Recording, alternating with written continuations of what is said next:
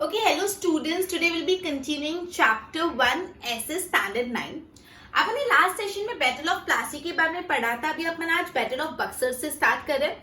Battle of Plassey में अपन ने पढ़ा था जो मीर जफर थे, जो कमांडर इन चीफ थे, सिराजुद्दौला के जो कमांडर इन चीफ थे, उन्होंने उनको धोखा देके खुद बैटल में हार गए और फिर ब्रिटिशर्स ने उनको नवाब बना दिया. राइट. अब आगे क्या हुआ? मीर जफर जो थे वो नवाब ऑफ बंगाल बन गए. मीर जफर नवाब ऑफ बंगाल बन गए.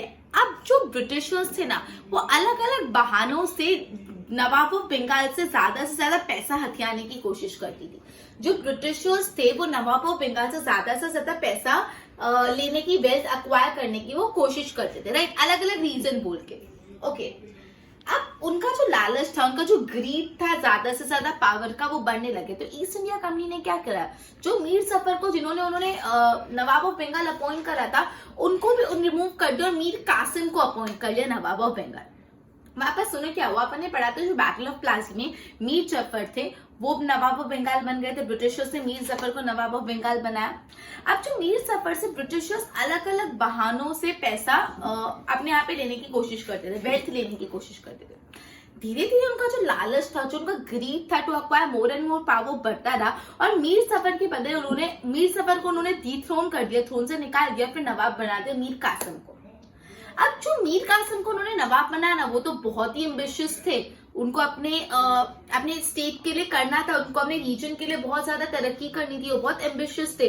वो किसी के अंडर पपेट की तरह काम नहीं कर सकते थे. मीर कासिम किसी का पपेट बन के काम नहीं कर सकते. उनके खुद के पॉइंट ऑफ व्यू थे. लेकिन ब्रिटिशर्स को तो ये चल रहा है. ब्रिटिशर्स को तो नवाब इसलिए बनाने होते थे कि नाम के वो नवाब है, लेकिन जो पूरा उनका मैनिपुलेशन है, जो उनका पूरा कंट्रोल है, वो ब्रिटिशर्स के हाथ में. तो मीर कासिम बहुत ही ज्यादा एम्बिशियस थे. तो ब्रिटिशर्स ने मीर कासिम को निकाल दिया वापस और मीर जफर को वापस अपॉइंट कर लिया. समझ आ रहा है क्या हुआ? पहले मीर जफर थे nawab of Bengal. Right. Battle of Plassey के बाद मीर जफर नवाब ऑफ बंगाल बने. मीर जफर से ज्यादा पैसे लेने के बाद उन्होंने मीर जफर को भी हटा दिया नवाब की पोस्ट से और मीर कासिम को अपॉइंट किया. मीर कासिम बहुत ही ज्यादा एम्बिशियस थे. तो उनका जो टॉलरेंस नहीं हो पाया ब्रिटिशर्स के साथ, ईस्ट इंडिया कंपनी के साथ, इसलिए मीर कासिम को हटा दिया और जो मीर जफर थे उनको वापस नवाब ऑफ बंगाल बना दिया. अभी जो मीर कासिम है, जिनको नवाब ऑफ बंगाल से डिथ्रोन कर दिया, वो कहाँ पे चले गए? वो अवध चले गए. Mir Qasim took refuge with the nawab of Awadh. जो अवध की नवाब है उनके अंदर उन्होंने रिफ्यूज ली. राइट. अब जब वो अवध गए थे नवाब ऑफ अवध के अंदर रेफ्यूज लेने, तब वहां पे मुगल एम्परर शाह आलम भी आए हुए थे. जब मीर कासिम ने रेफ्यूज ली थी नवाब ऑफ अवध के यहाँ, तो वहां पे अवध में मुगल एम्परर शाह आलम भी आए हुए थे. राइट. तो तीनों ने, कौन थी? मीर कासिम, नवाब ऑफ अवध और शाह आलम, ये तीनों ने हैंड ज्वाइन किए, यूनाइटेड हुए और बोला कि अपन वॉर डिक्लेयर करते ईस्ट इंडिया कंपनी के अगेंस्ट, ब्रिटिशर्स के अगेंस्ट. वापस हम चले. जो मीर कासिम थे उन्होंने रेफ्यूज ली, मतलब मीर कासिम को डिथ्रोन कर दिया, उनको नवाब की पोजीशन से हटा दिया. तो जो मीर कासिम ने रेफ्यूज ली, कहा मीर कासिम ने रेफ्यूज ली? नवाब ऑफ अवध किया. जब वो नवाब ऑफ अवध के यहाँ गए तो वहां पे शाह आलम भी आए हुए थे, मुगल एम्परर शाह आलम. तो मीर कासिम, नवाब ऑफ अवध और मुगल एम्परर शाह आलम, ये तीनों ने हैंड्स ज्वाइन कर लिए और यूनाइटेड होकर इन्होंने डिक्लेयर कर दी war against Britishers. East India company के अगेंस्ट उन्होंने वॉर डिक्लेयर कर दी. अब बक्सर जो एक बैटलफील्ड है, बक्सर में ईस्ट इंडिया कंपनी ने ये यूनाइटेड आर्मी मतलब 3 लोगों की आर्मी. कौन 3 लोग थे? Mir Qasim, nawab of Awadh and Shah Alam, Mughal emperor Shah Alam. ये तीनों को यूनाइटेड आर्मी बोलते. तो ब्रिटिशर्स ने, ईस्ट इंडिया कंपनी ने ये यूनाइटेड आर्मी के साथ लड़ा. कब था बैटल ऑफ बक्सर? 22 अक्टूबर 1764. 22 अक्टूबर 1764. और इस लड़ाई में, बैटल ऑफ बक्सर में, जो यूनाइटेड आर्मी थी वो हार गई. मतलब जो मीर कासिम, नवाब ऑफ अवध और शाह आलम, मुगल एम्परर शाह आलम थे, वो हार गए और जो ईस्ट इंडिया कंपनी थी वो जीत गई. अब ईस्ट इंडिया कंपनी जीत गई, उस कारण से उनको 3 स्टेट्स का, उड़ीसा, बंगाल एंड बिहार का जो रेवेन्यू कलेक्ट करने का राइट, जो दीवानी राइट है, वो देने पड़े. ये जो बैटल ऑफ बक्सर में ईस्ट इंडिया कंपनी जीत गई और जो यूनाइटेड आर्मी थी वो हार गई. तो इस रीजन से ब्रिटिशर्स को 3 जगह का दीवानी राइट मिला, बंगाल, उड़ीसा एंड बिहार. दीवानी मतलब right to collect the revenue tax collect करने का राइट ब्रिटिशर्स को मिल गया. तो ये थी पूरी कहानी बैटल ऑफ बक्सर की, जो वापस मैं आपको एक बार रिवाइज करा रही हूँ. मीर जफर जो थे वो नवाब ऑफ बंगाल बने थे बैटल ऑफ प्लासी के बाद। मीर जफर नवाब ऑफ बंगाल थे, लेकिन ब्रिटिशर्स उनसे कैसे भी करके बहुत ऑन डिफरेंट प्रिटेक्स्ट पैसे लेते थे और उनका जो लालच था, ग्रीड था पावर का, वो बढ़ता गया। तो उन्हें थोड़े टाइम में मीर जफर को हटा दिया, डिथ्रोन कर दिया और मीर कासिम को अपॉइंट किया। अब मीर कासिम तो बहुत एम्बिशियस थे, वो उनके हाथों पपेट की तरह नहीं चलने वाले थे और ब्रिटिशर्स ये जान चुके थे। तो ब्रिटिशर्स ने मीर कासिम को डिथ्रोन करके वापस मीर जफर को अपॉइंट किया। मीर कासिम जो डिथ्रोन हो गए थे, उन्होंने रिफ्यूज दी नवाब ऑफ अवध के यहाँ पे। तब जो शाह आलम थे, मुगल एम्पर शाह आलम वहां पे आए हुए थे। तो तीनों लोगों ने यूनाइट हो गए, मुगल एम्पर शाह आलम, नवाब ऑफ अवध और मीर कासिम, और उन्होंने अपनी यूनाइटेड आर्मी बनाई और फिर वॉर डिक्लेयर करी। अब बक्सर में East India Company that is Britishers और ये united army that is nawab of Awadh, Shah Alam और मीर कासिम के बीच में वॉर हुई। बैटल भी कब हुई? 27 अक्टूबर 1764। और इस बैटल में अनफॉर्चुनेटली जो यूनाइटेड आर्मी थी, जो नवाब ऑफ अवध, मीर कासिम और शाह आलम की आर्मी थी, वो हार गई। और हारने के कारण उनको 3 स्टेट का जो दीवानी राइट है, that is right to collect land revenue, देना पड़ा, बंगाल, बिहार और उड़ीसा। राइट, एक बार बोर्ड पे ध्यान दो। Battle of Buxar, britisher made Mir Jafar the nawab of Bengal and different pretexts tried to extract plenty of wealth from him. Due to the greed to gain more power, East India Company managed to dethrone Mir Zafar and made Mir Qasim the Nawab of Bengal. उन्होंने मीर कासिम को नवाब of Bengal बनाया।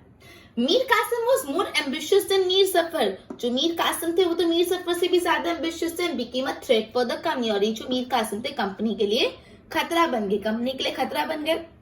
Mir Qasim was removed and Mir Zafar was again made नवाब। मीर कासिम को हटा दिया गया और मीर जफर को वापस नवाब बनाया। Mir Kasim took refuge with the nawab of Awadh. Nawab of Awadh क्या पे इन्होंने रेफ्यूज ली। During that time, Mughal emperor Shah Alam had came to Awadh. उस टाइम पे जो मुगल एम्पर शाह आलम थे वो भी अवध में आए थे। They all, मतलब कौन तीनों, ये जो शाह आलम थे, Mughal emperor Shah Alam, nawab of Awadh and Mir Kasim join hands and fight to company unitedly उन्होंने फाइट किया, 10 डिक्लेयर वॉर। इस तरह से उन्होंने वॉर डिक्लेयर की। राइट, अब बक्सर पे east India company fought against the United army. United army के साथ वो लड़े 22 अक्टूबर 1764 में, और जिसमें यूनाइटेड आर्मी लॉस्ट, वो हार गए। This company got diwani right against the diwani right of Bengal, Bihar and Odisha. और दीवानी राइट मतलब right to collect the revenue. तो इससे आपको पूछ सकते हैं कि explain in detail battle of Buxar, ऐसा पूछ सकते हैं। तो ऐसा पूछ सकते हैं, how did the britishers got the right, diwani right in the Bengal, Bihar and Odisha. तो भी आपको पूरा बैटल ऑफ बक्सर एक्सप्लेन करना है। ये बहुत इंपॉर्टेंट आंसर था, एक बार इसके नोट्स बनाओ।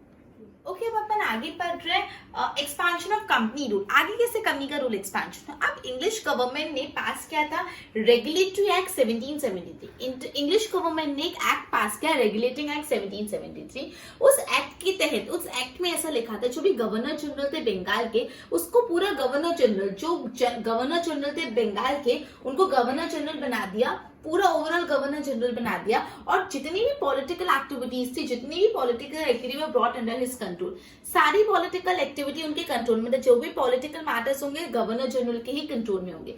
तो ब्रिटिशर्स ने एक एक्ट पास किया, इंग्लिश गवर्नमेंट ने एक एक्ट पास किया, जो थे रेगुलेटरी एक्ट, एक रेगुलेटिंग एक्ट पास किया 1773 एडी में।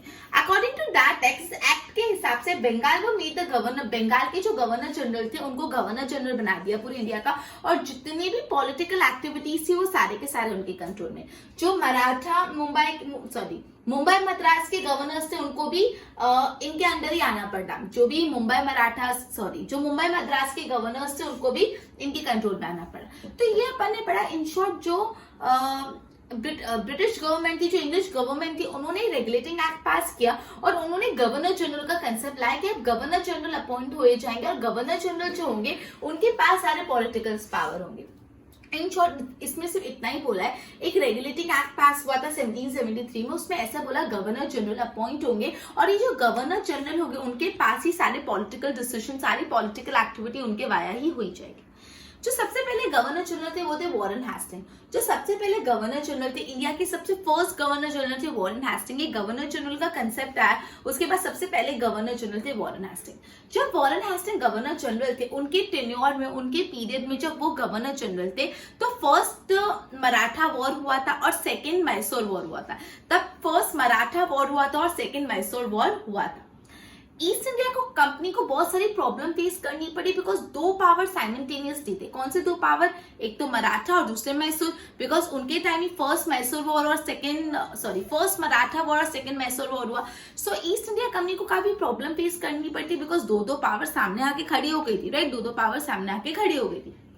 अब कॉर्नवालिस टुक, अब वॉरेन हेस्टिंग के बाद जो सेकंड गवर्नर जनरल बने वो Lord Cornwallis. Lord Cornwallis second governor general बने इंडिया के वॉरेन हेस्टिंग के बाद। और जब वो गवर्नर जनरल बने तब थर्ड मैसूर वॉर हुई। कौन सी? थर्ड मैसूर वॉर हुई और वो हुई थी टीपू सुल्तान के साथ। टीपू सुल्तान, मैसूर की टीपू सुल्तान के साथ हुई थी। और ये जो टीपू सुल्तान, उसको टाइगर ऑफ मैसूर बोला जाता है, उनको मैसूर का टाइगर बोला जाता है। तो जब वॉरेन हेस्टिंग के बाद लॉर्ड कॉर्नवालिस गवर्नर जनरल बने तो थर्ड मैसूर वॉर हुई और वो टीपू सुल्तान के साथ हुई और टीपू सुल्तान को बोला जाता है टाइगर ऑफ मैसूर, राइट? अब ये जो कंपनी थी, इनको पता है जो टीपू सुल्तान बहुत पावरफुल थे, उनकी आर्मी बहुत पावरफुल थी। तो टीपू सुल्तान ने जो कंपनी, उन्होंने क्या किया, उन्होंने जो भी निजाम थे और जो भी मराठा के साथ, उन लोग के साथ ज्वाइंट हैंड्स कर लिए। जो भी निजाम से और जो मराठा के साथ हाथ मिला लिया, उनके साथ एक एली बना दी और टीपू सुल्तान को हरा दिया, राइट? वापस एक बार ब्रीफिंग के लिए पूरा ध्यान करो। सबसे पहले इतना बोला, जो ब्रिटिशर्स ने, उन्होंने एक एक्ट पास किया जो था रेगुलेटिंग एक्ट। उन्होंने एक रेगुलेटिंग एक्ट पास किया 1773 में। उस एक्ट में ऐसा लिखा था कि एक नया गवर्नर जनरल का कंसेप्ट, अभी इंडिया में गवर्नर जनरल्स अपॉइंट होंगे और जो भी पॉलिटिकल अथॉरिटी होगी, जो भी पॉलिटिकल मैटर होंगे, वो उनके अंडर ही आएंगे, राइट? तो सबसे पहले जो गवर्नर जनरल बने थे वो थे वॉरेन हेस्टिंग। जो इंडिया के सबसे पहले गवर्नर जनरल थे वॉरेन हेस्टिंग और उनके टेन्योर में फर्स्ट मराठा वॉर और सेकेंड मैसूर वॉर हुई थी। तब ईस्ट इंडिया कंपनी को बहुत सारी प्रॉब्लम फेस करनी पड़ रही थी बिकॉज दो पावर साइमल्टेनियसली आ गए थे। अब लॉर्ड वॉरेन हेस्टिंग के बाद लॉर्ड कॉर्नवालिस थे, वो इंडिया के गवर्नर जनरल बने। और जब लॉर्ड कॉर्नवालिस इंडिया के गवर्नर जनरल बने थे तब थर्ड मैसूर वॉर हुई थी with Tipu Sultan, and Tipu Sultan is known as tiger of Mysore. Company को पता था अकेले उनके लिए जीतना बहुत डिफिकल्ट है, इसलिए कंपनी ने क्या किया, निजाम और मराठास के साथ मिल गए। निजाम और मराठा के साथ मिलकर टीपू सुल्तान को उन्होंने हरा दिया, right? Tipu Sultan could not fight against the combined force. तीन लोगों के पावरफुल कंबाइंड फोर्स के सामने वो नहीं पास कर पाए और अल्टीमेटली जो ट्रीटी थी, जो भी एग्रीमेंट था, उनको एक्सेप्ट करना पड़ा। ठीक है, अपन ने पूरा टीपू सुल्तान के बारे में, गवर्नर जनरल्स के बारे में ये ब्रीफिंग दी मैंने। एक बार बोर्ड पे ध्यान दो।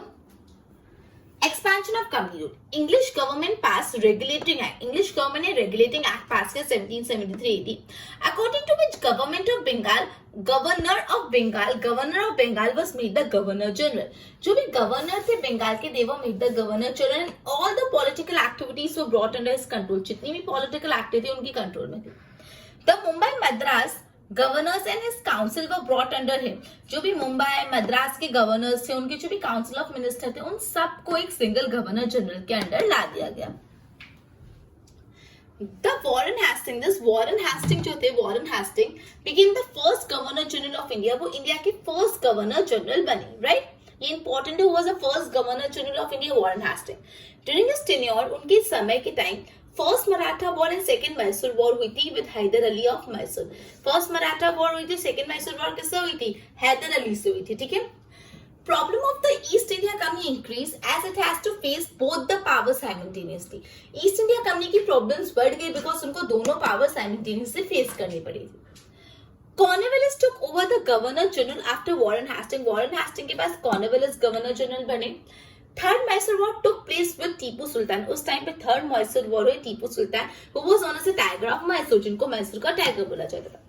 Company had to join hands with the Maratha. अब कंपनी ने मराठा और निजाम के साथ हैंड्स जॉइन करके to defeat Tipu Sultan. Tipu could not win against the combined force and had to sign the treaty.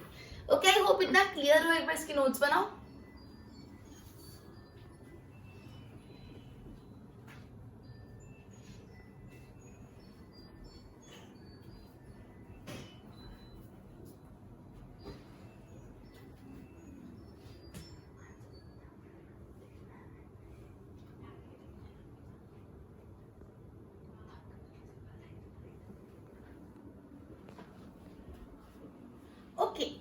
Lord Cornwallis governor general बने थे, उनके बाद गवर्नर जनरल बने थे सर जॉन शोर।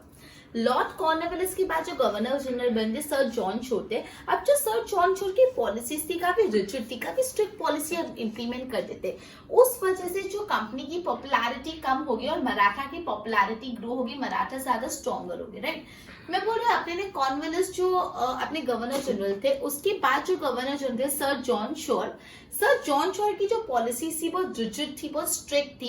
इस कारण जो ईस्ट इंडिया कंपनी की पॉपुलैरिटी कम हो गई और मराठा ज्यादा स्ट्रॉन्गर हो गए। तो उसके बाद से जॉन शोर के बाद Wellesley governor general Wellesley appoint हुए, जो सर जॉन शोर के रिप्लेसमेंट में आए। अब वेलेस्ली की ये रिस्पॉन्सिबिलिटी थी कि जो भी ईस्ट इंडिया कंपनी की खोई हुई इमेज है उसको वापस रिकवर करना, राइट। जो भी ईस्ट इंडिया कंपनी की पॉपुलैरिटी कम होगी उसको वापस ग्रो करने वाले का काम दिया था वेलेस्ली को। ईस्ट इंडिया कंपनी की पॉपुलैरिटी इसलिए कम हुई थी बिकॉज जो सर जॉन शोर थे उनकी पॉलिसी काफी रिजिड थी, इसलिए उनकी पॉपुलैरिटी कम हो गई थी, राइट। और जो वेलेस्ली थे उनको रिस्पॉन्सिबिलिटी दी थी कि वापस पॉपुलैरिटी को वापस लाना है, वापस इसको स्ट्रॉन्गर बनाना है। तो वेलेस्ली ने कुछ स्टेप्स लिए, कुछ पॉलिसीज बनाए, जिसमें सबसे इंपॉर्टेंट पॉलिसी और सबसे नोटवर्दी पॉलिसी है सब्सिडियरी अलायंस सिस्टम। अब सब्सिडियरी अलायंस सिस्टम क्या होता है, मैं समझाने से पहले सब्सिडियरी अलायंस सिस्टम के कुछ टर्म्स बता देती हूँ, टर्म्स एंड कंडीशन। जो भी state subsidiary alliance system accept करता है उसको 5 टर्म्स एंड कंडीशन फॉलो करने पड़ेंगे। जो भी स्टेट कंपनी के सब्सिडियरी अलायंस सिस्टम, अलायंस मतलब क्या होता है, 2 लोग जब मिल जाते हैं, 2 या 3 लोग जब मिल जाते हैं, इफ दे जॉइन हैंड्स को अलायंस बोलते हैं। सपोज आप और आपके फ्रेंड एक साथ मिलकर कोई एक्टिविटी करो तो आपका अलायंस है। अलायंस मतलब ग्रुप, यू कैन टेल कि आप मिलकर कुछ काम कर रहे हो। सब्सिडियरी अलायंस सिस्टम में 5 पॉइंट है, 5 टर्म्स एंड कंडीशन है। पहला ये टर्म एंड कंडीशन है कि जो भी state subsidiary alliance system follow कर रहा है उसको कंपनी एक आर्मी देगी, उसको कंपनी एक वेल ट्रेन्ड आर्मी देगी। जो भी state subsidiary alliance system follow कर रहा है उसको ब्रिटिशर्स, उसको ईस्ट इंडिया कंपनी से ट्रेन करी हुई एक आर्मी, पूरी आर्मी प्रोवाइड करेंगे। दूसरा पॉइंट है कंपनी तो आर्मी दे देगी, अच्छी से ट्रेनिंग देके, लेकिन वो आर्मी को जो मेंटेन करने की रिस्पॉन्सिबिलिटी, उनका जो एक्सपेंस लगता है आर्मी को मेंटेन करने के, वो सारे एक्सपेंस वो स्टेट खुद ही देगा। जो भी एक्सपेंस लगता है आर्मी को आर्मी को मेंटेन करने के लिए, आर्मी के लिए जो भी फूड हो गया, जो भी उनको मेंटेन रहने का, और जो भी मेंटेनेंस लगता है आर्मी का, वो जो मेंटेनेंस है वो स्टेट प्रोवाइड करेगा, राइट। और अगर स्टेट मेंटेनेंस नहीं प्रोवाइड करेगा तो स्टेट को उतने give away providence with equivalent income to the Britishers. और अगर स्टेट को आर्मी को मेंटेन नहीं करना, आर्मी के एक्सपेंसेस नहीं पेयर करने, तो आप प्रोवाइंसेस दे दो, कुछ गांव दे दो उतनी इनकम जितने, राइट। सबसे पहला सब्सिडियरी अलायंस सिस्टम का ये पॉइंट है कि जो भी ब्रिटिशर्स है वो अपनी जो ईस्ट इंडिया कंपनी अपनी आर्मी देगी उस स्टेट को, जो सब्सिडियरी अलायंस सिस्टम फॉलो करे। अभी आर्मी को मेंटेन करने की रिस्पॉन्सिबिलिटी स्टेट की होगी, आर्मी को मेंटेन करने की उसकी जो भी एक्सपेंस है वो स्टेट बेयर करेगा, राइट। तीसरा ये पॉइंट था कि जो भी state subsidiary alliance system accept कर रहा है वो कोई दूसरे स्टेट के साथ वॉर नहीं कर सकता, या तो कोई भी ट्रीटी नहीं साइन कर सकता कंपनी की परमिशन के बिना। जो भी state subsidiary alliance system accept कर रहा है, वो और कोई स्टेट के साथ कोई ट्रीटी साइन नहीं कर सकता, कोई अग्रीमेंट नहीं कर सकता, और ना ही कोई वॉर कर सकता है विदाउट परमिशन ऑफ कंपनी की परमिशन के बिना, ईस्ट इंडिया कंपनी की परमिशन के बिना वो लोग कोई भी दूसरे स्टेट के साथ वॉर भी नहीं कर सकते, ना कोई ट्रीटी साइन कर सकते। चौथा पॉइंट था कि जो उनके कोर्ट होते हैं उनके असेंबली में, स्टेट असेंबली में एक इंग्लिश रिप्रेजेंटेटिव हमेशा रहेगा। जो भी state subsidiary alliance system accept कर रहा है उनकी जो असेंबली होती है, स्टेट असेंबली, उसमें हमेशा एक इंग्लिश रिप्रेजेंटेटिव, एक ब्रिटिशर रहेगा ही रहेगा। फिफ्थ पॉइंट था other foreigner not to be employed in state assembly. जो उनकी स्टेट असेंबली और कोई फॉरेनर अलाउड नहीं होगा इंग्लिश पीपल के अलावा, एक इंग्लिश रिप्रेजेंटेटिव होगा, बाकी सब इंडियंस, बाकी और कोई फॉरेनर अलाउड नहीं, पोर्टुगीज, डच या कोई और फॉरेनर अलाउड नहीं। तो ये 5 टर्म्स और कंडीशन है सब्सिडियरी अलायंस सिस्टम की, जो बहुत बहुत बहुत बहुत बहुत इंपॉर्टेंट है, even from the point of view understanding और एग्जाम पॉइंट ऑफ व्यू, दोनों व्यू से। मैं एक और आपको रिकैप करवा रही हूँ सब्सिडियरी अलायंस सिस्टम की टर्म्स एंड कंडीशन, ध्यान देना। पहला ये था कि जो भी subsidiary alliance system state follow करता है उसको कंपनी एक वेल ट्रेन्ड आर्मी प्रोवाइड करेगी, पहला पॉइंट। दूसरा पॉइंट, आर्मी तो कंपनी दे देगी, लेकिन आर्मी को मेंटेन करने की जो रिस्पॉन्सिबिलिटी है, उसकी जो एक्सपेंस है वो स्टेट बेयर करेगा। तीसरा पॉइंट ये था कि जो भी state subsidiary alliance system accept कर रहा है वो कंपनी की परमिशन के बिना कोई भी वॉर में नहीं जा सकता, या तो ना कोई ट्रीटी साइन कर सकता है दूसरे स्टेट से। जो भी state subsidiary alliance system accept कर रहा है वहां पे एक इंग्लिश रिप्रेजेंटेटिव, उनकी स्टेट असेंबली में इंग्लिश रिप्रेजेंटेटिव हमेशा होगा, और इंग्लिश रिप्रेजेंटेटिव के अलावा और कोई भी फॉरेनर अलाउड नहीं है स्टेट असेंबली में, राइट। ये 5 पॉइंट है। तो अपन ने आज अभी ये पढ़ा कि कॉर्नवालिस के पास Sir John Shore governor general appoint हुए थे। उनकी जो पॉलिसीज थे काफी स्ट्रिक्ट थे, उस रीजन से popularity of East India Company कम हो गई और मराठा की पॉपुलैरिटी इंक्रीज हो गई। सर जॉन शॉर के बाद वेलेस्ली अपॉइंट हुए गवर्नर जनरल, और उनको रिस्पॉन्सिबिलिटी मिली कि जो भी ईस्ट इंडिया कंपनी की पॉपुलैरिटी कम होगी उसको रीगेन करने की। इसलिए उन्होंने बहुत सारे मेजर्स थे, जिसमें से एक मेजर है सब्सिडियरी अलायंस सिस्टम, जो मैंने बताया, राइट। एक बार बोल के ध्यान दो। After Cornwallis John Shore became the governor general. After Cornwallis कौन बने? Sir John sure.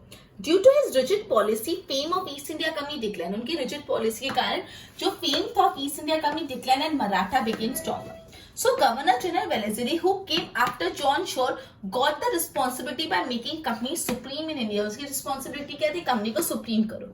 So company introduced subsidiary alliance system. सबसे कंपनी ने क्या लाया? subsidiary alliance system. अब terms और condition क्या है subsidiary alliance system के? Important. First, army trained by East India Company will be provided to state that accept the system. जो भी state system को accept कर रहा है उनको क्या देंगे? army देंगे, which is trained by the East India Company, जिसको East India Company ने ट्रेन किया, right. Then in return army के सामने state accepting the army will provide for the army. आर्मी के जो भी एक्सपेंसेस वो स्टेट बेयर करेगा, और गिव अवे, या तो अगर एक्सपेंस नहीं बेयर करने तो क्या करोगे? Give away providences with equivalent income to the Britishers. जितना भी पैसा लगता है आर्मी को मेंटेन करने के, उतने पैसों के बराबर गांव, उतने पैसों के बराबर प्रोवाइडेंसेस ब्रिटिशर्स को या तो दे दो, right. Without permission of company, community की permission के बिना state will not wage war और sign treaty with the other state। ना तो state war करेगी, ना तो वो treaty sign करेगी with other state। There will be an English representative in the state assembly। State assembly में हमेशा एक English representative रहेगा। And the last one, other foreigners are not to be employed। State assembly में English representative एक होगा, और उसके अलावा कोई भी दूसरा foreigner allowed नहीं है। ओके, तो ये था सब्सिडियरी अलायंस सिस्टम और उसके पॉइंट। अब एक बार अपने जितना भी पढ़ा उसको सम अप कर लेते। आज अपने सबसे पहले बैटल ऑफ बक्सर से स्टार्ट किया। मैंने आपको बताया था जो मीर जफर थे, मीर जफर अपॉइंट हुए थे नवाब ऑफ बंगाल। अब मीर जफर नवाब ऑफ बंगाल अपॉइंट हुए थे, लेकिन जो ब्रिटिशर्स थे उनसे पैसा लेते थे, लेकिन थोड़ा टाइम बाद उन्होंने मीर जफर को भी हटा दिया, डिथ्रोन कर लिया, और ज्यादा लालच के चक्कर में मीर कासिम को अपॉइंट किया as a governor, as a nawab of Bengal. अब मीर कासिम ज्यादा एम्बिशियस थे, तो मीर कासिम को भी उन्होंने हटा दिया और वापस मीर जफर को ला दिया। मीर कासिम जिनको उन्होंने डिथ्रोन करा वो नवाब ऑफ अवध के पास गए। जब वो नवाब ऑफ अवध के पास गए, वहां पे शाह आलम जो थे वो भी प्रेजेंट थे। तो शाह आलम, नवाब ऑफ अवध और मीर कासिम तीनों ने मिलकर यूनाइटेड आर्मी बनाई और ब्रिटिशर्स के खिलाफ, ईस्ट इंडिया कंपनी के खिलाफ एक वॉर चालू की, बैटल ऑफ बक्सर जिसको बोलते हैं। लेकिन ये बैटल ऑफ बक्सर में जो तीन लोगों की यूनाइटेड आर्मी थी वो हार गई और ईस्ट इंडिया कंपनी जीत गई, और इस वजह से बंगाल, बिहार और उड़ीसा के जो दीवानी राइट्स थे वो ब्रिटिशर्स को मिल गए। ये अपने बैटल ऑफ बक्सर पढ़ा। फिर अपने पढ़ा गवर्नर जनरल का कंसेप्ट। मैंने बताया कि गवर्नर जनरल का कंसेप्ट इंट्रोड्यूस किया था। सबसे पहले गवर्नर जनरल थे वॉरेन हेस्टिंग। उसके बाद जो सबसे पहले गवर्नर जनरल वॉरेन हेस्टिंग, फिर लॉर्ड कॉर्नवालिस। जब लॉर्ड कॉर्नवालिस गवर्नर जनरल से द थर्ड मैसूर वॉर हुआ था with Tipu Sultan, who is known as the tiger of Mysore. Tipu Sultan को हराने के लिए कंपनी ने निजाम और मराठा के साथ हैंड्स ज्वाइन कर दिया और टीपू सुल्तान को हरा दिया। फिर मैंने पढ़ा कॉर्नवालिस के बाद सर जॉन शॉर आए। अब जॉन शॉर की जो पॉलिसीज थी वो बहुत रिजिड थी, इसके कारण ईस्ट इंडिया कंपनी की पॉपुलैरिटी कम हो गई और मराठास की पॉपुलैरिटी ग्लो हो गई। अभी पॉपुलैरिटी को वापस लाने के लिए लॉर्ड वेलेस्ली को अपॉइंट किया। वेलेस्ली ने सब्सिडियरी अलायंस सिस्टम लाया। उसके 6 पॉइंट्स है, 5 पॉइंट आगे भी डिटेल में पढ़ेंगे। पहले 5 terms and condition important. Company army देगी अपनी वेल ट्रेन स्टेट को, स्टेट उसका खर्चा उठाएगी, स्टेट कोई भी वॉर नहीं लड़ सकती या कोई भी अग्रीमेंट नहीं साइन कर सकती परमिशन के बिना। स्टेट की जो स्टेट असेंबली है उसमें हमेशा एक इंग्लिश रिप्रेजेंटेटिव रहेगा और कोई भी दूसरा फॉरेनर अलाउड नहीं होगा स्टेट असेंबली। आई होप इतना क्लियर हुआ। अपना लेक्चर इधर ही कंप्लीट होता है। एक बार इसके नोट्स बनाना। Thank you, good bye.